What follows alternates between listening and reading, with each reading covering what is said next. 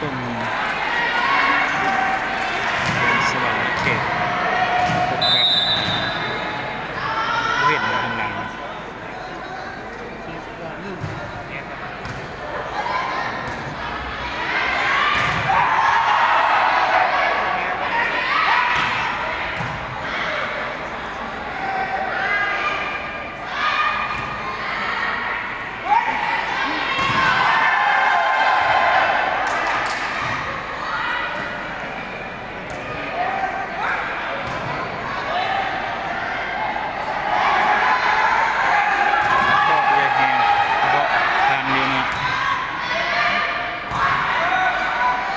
ขายบ้างยอดบอกได้อยู่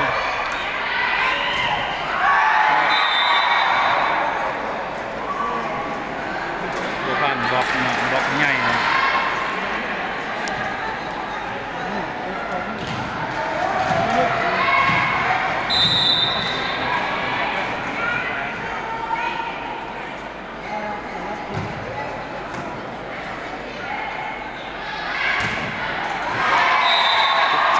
เสยเนาะตรงนี้นะ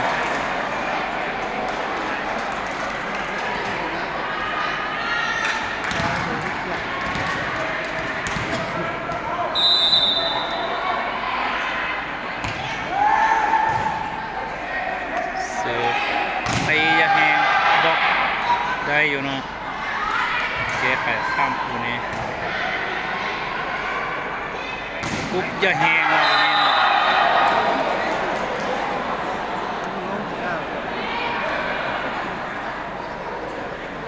ตีแหงนั่นเลยนะได้แต้มไปเนาะคะแนนเป็น12 ต่อ 2นะ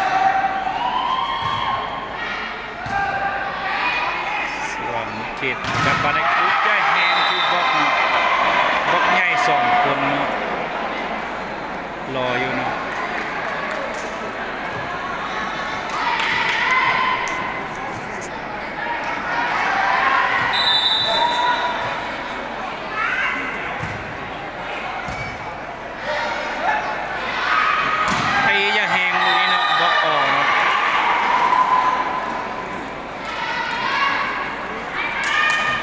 กินละฟ้องดาดมือออกเจอกรรมการว่าปีอ้อเองนะ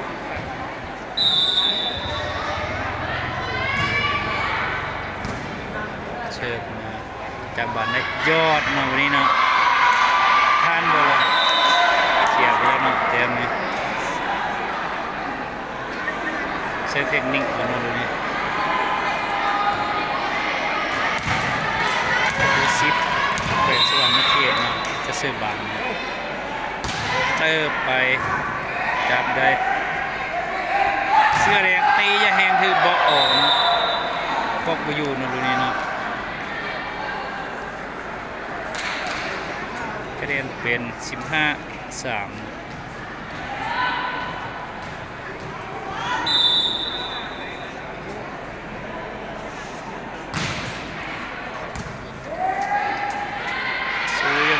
ตียาแหงได้อยู่เนาะเนี่ยก็บอกทางเลยดีเนาะบน3 นอก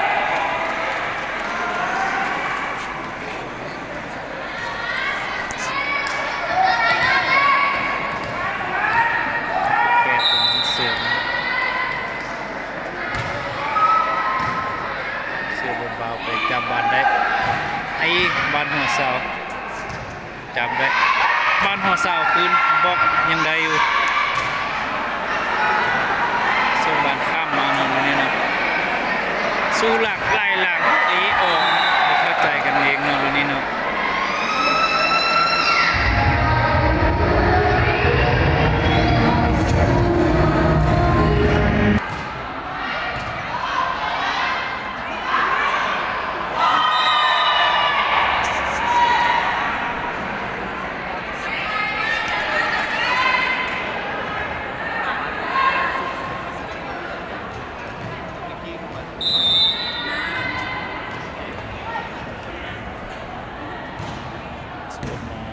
จับบานงานเนาะ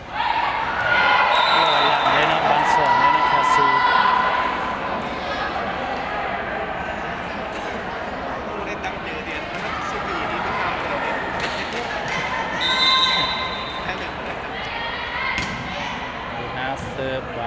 จับวัด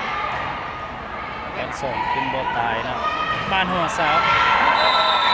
บ้านบอกเสริม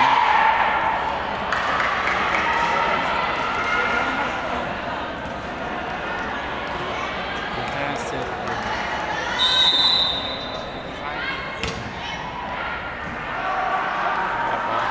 ดูงานอยู่เนาะไอ้แก้ไขคือบอกอยู่ได้อยู่เนาะสู้งานไอ้ข้อฟาวเนาะแต้มของสวนเขตเนาะ7-17เนาะ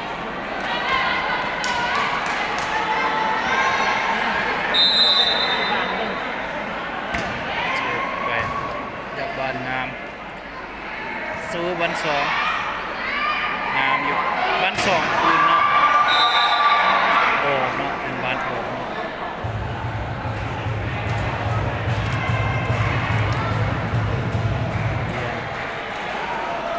เช็ดกลับไปนะเริ่มมาจับบัตรครับไอ้ยังแห้งเริ่มด้านไปมือลงค่อยดูยอดนะเดี๋ยวเต็มไปคะแนน19-7คันลอยเลยนะคะแนนเนาะ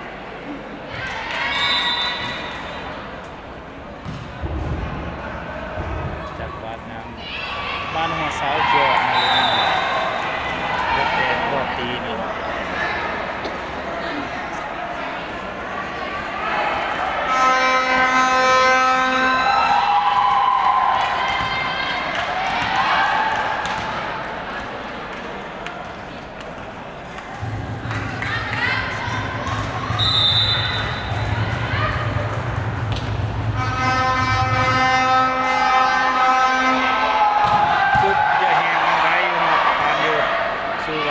ข้อไป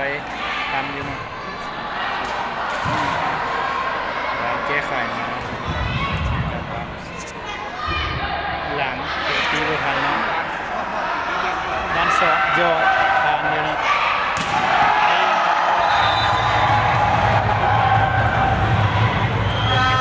เป็น3-8เนาะขาดลอยเลยนะคะแนนเกมนี้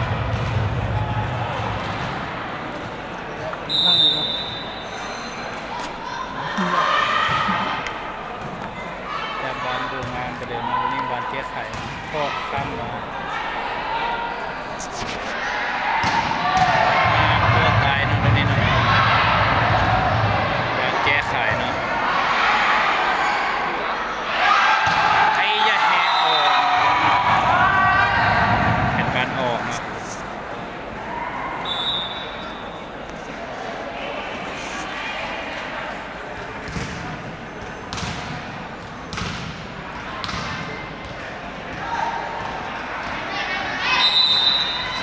กำลังจะเสิร์ฟนะเจอเข้าไปจับบานงามนะซื้อบ้านหัวสับตีลงเนี่ยแหงเนาะ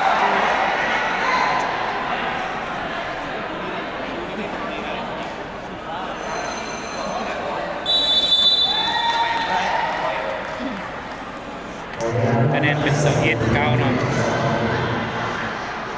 สองเขตเสีย